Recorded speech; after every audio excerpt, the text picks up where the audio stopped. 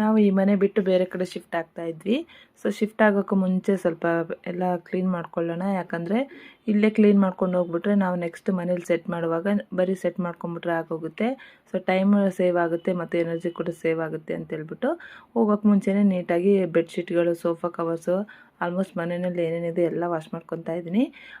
ಮಿಷಿನ್ಗೆ ಎಲ್ಲ ಚಿಕ್ಕ ಪುಟ್ಟ ಹಾಸಿಗೆಗಳನ್ನೆಲ್ಲ ಹಾಕಿದ್ದೀನಿ. ಬಟ್ ದೊಡ್ಡ ಹಾಸಿಗೆನ ಮಿಷಿನ್ಗೆ ಹಾಕೋದು ಬೇಡ ಅಂತೇಳ್ಬಿಟ್ಟು ನೈಟೇ ಸ್ವಲ್ಪ ಸರ್ಫ್ ನೀರಲ್ಲಿ ನೆನೆಸಾಕಿದ್ದೆ. ನೈಟ್ ಹಾಕಿಲ್ಲ ಅಂದರೂ ಕೂಡ 1 ಅವರ್ ನೆನೆಯಕ್ಕೆ ಬಿಟ್ಟು ಆಮೇಲೆ ಹಿಂಗೆ ಕಾಲಲ್ಲಿ ಚೆನ್ನಾಗಿ ತುಳಿದ್ಬಿಟ್ರೆ ಗಲೀಜೆಲ್ಲ ಹೋಗುತ್ತೆ. ಬಟ್ ಒಂದು 3-4 ನೀರಿಂದ ತೊಳಿಬೇಕು.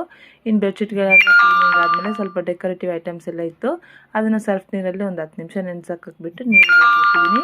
ಹಾಗೆ ನಮ್ಮದು ದಿವಾನ್ ಕಾಟಲ್ಲಿ ಸ್ವಲ್ಪ ಡಸ್ಟ್ ಎಲ್ಲ ಇತ್ತು. ಸೊ ಮಕ್ಕಳದ್ದು ಹಾಲಿಡೇ ಇತ್ತು ಅಂತೇಳಿ ಮನೇಲಿದ್ದರು, ಅವ್ರಮ್ಮಗೆ ಎಲ್ಲ ಅದು ಸ್ಟಿಕ್ಸ್ ಎಲ್ಲ ಕೊಟ್ಟು ಡಸ್ಟ್ ಎಲ್ಲ ಬಿಡಿಸಿ ಅಂತೇಳ್ಬಿಟ್ಟು ಅವ್ರಿಗೆ ಕೊಟ್ಟು, ಇನ್ನು ಅಡುಗೆ ಮನೆಯಲ್ಲೂ ಕೂಡ ಸ್ವಲ್ಪ ಡಸ್ಟ್ ಎಲ್ಲ ಆಗೋಗಿತ್ತು, ಕ್ಲೀನ್ ಮಾಡ್ಕೊಂಬಿಡೋಣ ಅಂತೇಳಿ ಅದನ್ನು ಕೂಡ ಕ್ಲೀನ್ ಮಾಡಿಕೊಂಡೆ. ಮತ್ತು ಇದಷ್ಟೇ ಅಲ್ಲದೆ ನಾವು ನೆಕ್ಸ್ಟ್ ಈಗ ಹೋಗೋ ಮನೆಯಲ್ಲಿ ಸ್ವಲ್ಪ ನೀರಿನ ಪ್ರಾಬ್ಲಮ್ ಇದೆ. ಸೊ ನಾವು ಯಾವ ಥರ ನೀರು ಯೂಸ್ ಮಾಡ್ತೀವಿ ಅಷ್ಟು ಬಿಲ್ ಕಟ್ಟಬೇಕು, ಅದಕ್ಕೆ ಇಲ್ಲೇ ಕ್ಲೀನ್ ಮಾಡ್ಕೊಂಡು ಹೋಗ್ಬಿಡೋಣ ಅಂತೇಳ್ಬಿಟ್ಟು ಎಲ್ಲ ಕ್ಲೀನ್ ಮಾಡ್ಕೊತಾ ಇದ್ದೆ. ಇನ್ನು ಕ್ಲೀನ್ ಮಾಡ್ಕೊಂಡಿದ್ದಾದ್ಮೇಲೆ ಸ್ವಲ್ಪ ರೇಷನ್ ಎಲ್ಲ ಯಾವ್ದಾವ್ದಿದೆ ಯಾವ್ದಾವ್ದಿಲ್ಲ ಚೆಕ್ ಮಾಡಿಕೊಂಡು ಸ್ಟೋರೇಜ್ ಬಾಕ್ಸ್ಗೆ ಹಾಕಿ ಎತ್ತಿರ್ತಾ ಇದ್ದೀನಿ. ಆಲ್ಮೋಸ್ಟ್ ಇನ್ನೂ 2-3 ದಿನದಲ್ಲಿ ನನಗೆ ಯಾವುದು ಯೂಸ್ ಬೇಕೋ ಅದು ಮಾತ್ರ ಹೊರಗಡೆ ಇಟ್ಟು ಯಾವ್ದು ಯೂಸ್ ಆಗಲ್ಲನ ಎಲ್ಲ ಕಟ್ಟಿ ಹಿಂದೆಗೆ ಹಾಕ್ತಾಯಿದ್ದೀನಿ.